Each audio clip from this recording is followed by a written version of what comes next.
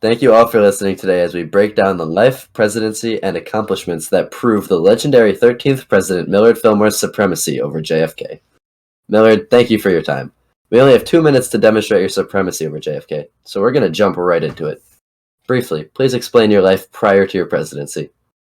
Alright, so I was born poor in the Finger Lakes region of New York in a log cabin. I worked on a farm for my father and attended school as I studied until I was admitted to the bar. Worked as an associate for a Whig politician for many years, eventually moving up to the House of Reps.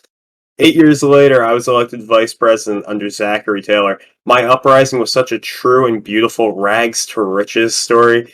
Abraham Lincoln copied me and was born in a log cabin with the hopes of one day being like me. Failed miserably. No one remembers that guy. Gotcha. Next question. Are you related to Fillmore from Cars? Yes, he is my favorite child. Next. How was it that you went from vice president to president? How was the transitional period?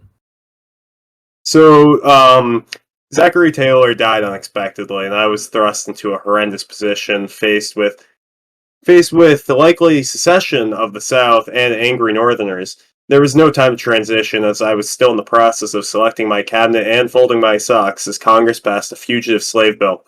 Fearing secession, I was unable to reject this disgraceful bill.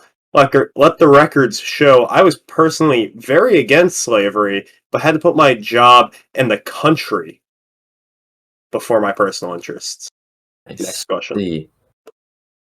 What is your favorite color? Periwinkle. Beautiful. So, you had to pass the bill. What did you do to minimize the negatives of this heinous bill proposed by Congress? First and foremost, I banished the slave trade in D.C. I also admitted California into the Union as a free state. Don't you forget that.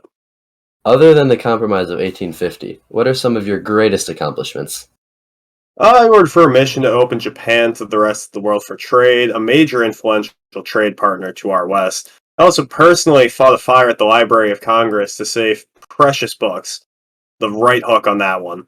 Insane. I also supported women's rights in my time as president. So, you're the first president to use a bathtub with running water in the White House. How did previous presidents cleanse themselves, if at all? They did not bathe themselves, actually, as water had not been invented at this time. However, after the invention of water, every president used the bathtub and water to bathe, except for JFK. He reverted to former policy. See. Now, Millard, that sums up everything we'd like to know about your criminally underrated greatness. Now, let loose on JFK, the most overrated president of all time. The slander I get for attempting to unite my party and the nation is unfair. The pretty boy gets considered great. He did nothing to try to unite people other than almost starting multiple wars, multiple occasions. It was like his favorite hobby. Kennedy is at fault for the Cuban Missile Crisis, which almost resulted in nuclear war. The US was already threatened by nuclear weapons located all over Russia and about Russian ships across the world. And the Cuban Missile Crisis was one misunderstanding away from turning the states I fought to unite into a crater. Kennedy can also be blamed for the Bay of Pigs invasions. I'm not sure why he wanted to attack the pigs. It was dumb. No pigs were even killed. Hundreds of Americans, though, dead. Not only were there deaths, but it destroyed the US's reputation and established Cuba as a communist state. Kennedy also escalated the US involvement in the Vietnam War. Either this man wanted to try to conquer the world, or he had no idea where the US border stopped. He was all over the world fighting wars, and nobody was fighting against him until he attacked. He won conflict.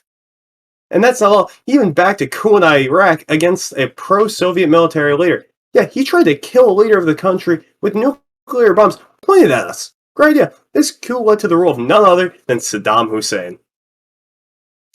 You thought this was done, didn't you? For all the negativity I received for Congress's bill and a law that already existed, Kennedy should not be held to any higher regards in the realm of civil rights. Kennedy was known as the bystander for a reason. JFK avoided any stance on civil rights for years until he was pressured into it by activists. Kennedy's legacy is nothing without LBJ doing everything JFK promised, but failed to do so. So hats off to you, JFK, or should I say heads off to you.